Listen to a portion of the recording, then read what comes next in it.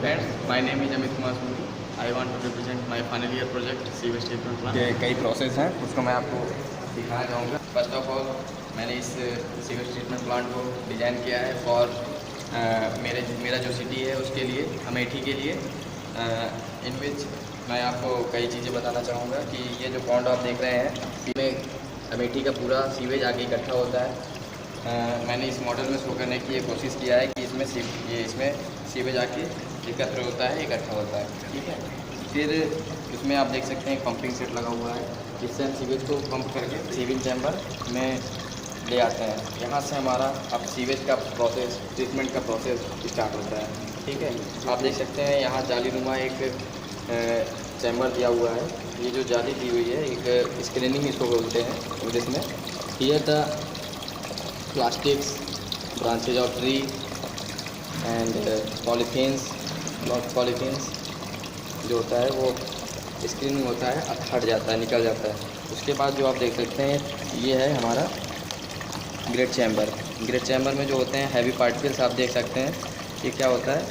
ये due to the force of gravity, वो क्या होता है कि ग्रेविटी के फोर्स के कारण, हैवी होने के कारण वो सेटल हो जाता है ग्रेट चैम्बर में।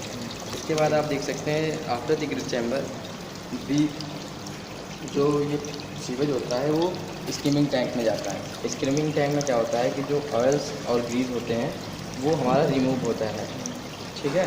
और इसके बाद जो होता है हमारा जो सीवेज होता है वो जाता है प्राइमरी सेगमेंटेशन टैंक।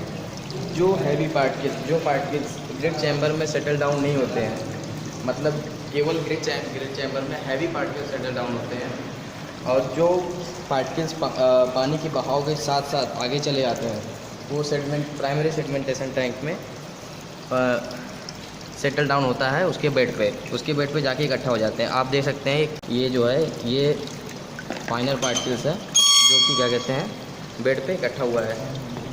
उसके बाद मैंने ये sewage treatment primary segmentation tank को एरिएशन टैंक में फ्लो कराया है। एरिएशन टैंक होता है जिसमें एयर का फ्लो होता है और बबल्स फॉर्म होते हैं। बबल्स फॉर्म होने के कारण एक फॉग जनरेट होता है, जिससे बायोलॉजिकल ऑर्गेनिक मैटर्स जो होते हैं वो रिमूव हो जाते हैं। और आफ्टर दी इसके बाद हमारा एरिएशन टैंक के बाद जो होता है हमारा सेकेंडरी सेगमेंटेशन टैंक होता है। इसमें हम स्कम जो होता है वो रिमूव होता है। जब ये सेकेंडरी सेगमेंटेशन टैंक से आगे जाता है तो हमारा फिल्ट्रेशन आता है। फिल्ट्रेशन में मतलब हम पानी को छानते हैं। छानने का मतलब क्या है कि जो प्राइमरी और सेकेंडरी टैंक में जो पार्टिकल्स सेटल डाउन नहीं होते, मतलब एक्स्ट्रा फाइन पार्टिकल्स, बहुत ही छोटे छोटे पार्टिकल्स जो होते हैं वो क्या होते हैं वो फिल्ट्रेशन में रिमूव हो जाते हैं।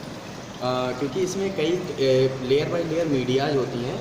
सबसे पहला लेयर जो होता है वो ग्रेवल का होता है, मतलब बड़े टाइप के पत्थरों का होता है। उसके बाद हमारा सैंड होता है। उसके बाद लेकिन फिल्ट्रेशन का पर्पज़ यही होता है जो आपको मैंने बताया।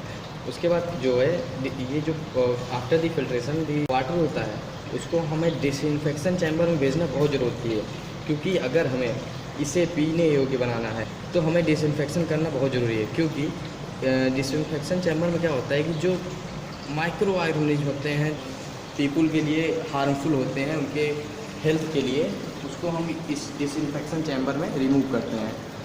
और उसके बाद हम ये डिसइंफेक्शन के बाद हमारा जो वाटर होता है वो यूज करने के लिए हो जाता है। इसको हम डिस्ट्रीब्यूशन चैम्बर में भेजते हैं, जहाँ से हम अपने वाटर को डिफरेंट प्लेस पे फ्लो करा सकते हैं फॉर द डिफरेंट पर्पजेस। और आप यहाँ देख सकते हैं कि कंट्रोल रूम प्रोवाइड किया गया है। कंट्रोल रूम इसलिए होता है कि सारी जो एक्टिविटी यहाँ आपको देख रही हैं, जितने भी प्रोसेस हो रहे हैं, इनको ये कंट्रोल करता है इस कंट्रोल रूम में। उसके बाद ये लैब हम प्रोवाइड किए हैं कि इस लैब में जैसे हमारा जो प्योर वाटर डिसइंफेक्शन चैम्बर से निकल रहा है उसको हमें टेस्ट भी करना बहुत ज़रूरी होता है, क्योंकि हमें पता नहीं कि क्या निकल रहा है। अगर उसको हम टेस्ट नहीं करेंगे तो अगर डायरेक्ट अगर भेज दिया जाएगा तो उससे हो सकता है कि आगे हेल्थ के लिए वो ख़राब खतरनाक हो सकता है। इसलिए हम उसको पहले चेक करते हैं कि जो वाटर हमारा प्योर हो रहा है डिसइंफेक्शन चैम्बर से वो हमारा प्योर है कि नहीं है।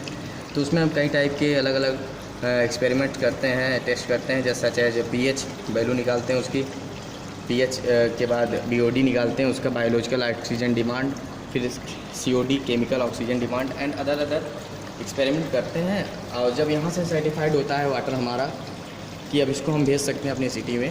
उसके बाद उसको हम अपनी सिटी में भेज देते हैं और उसको हम तरह तरह की अपने यूज़ मिला सकते हैं फॉर ड्रिंकिंग। तो मैंने आपको जो ये प्रोसेस बताया, अगर इसके बारे में आपको कोई भी क्वेश्चन पूछना हो तो आप कमेंट में लिख सकते हैं, मैं उसका आंसर बहुत ही जल्दी देने की कोशिश करूँगा। Thank you for watching.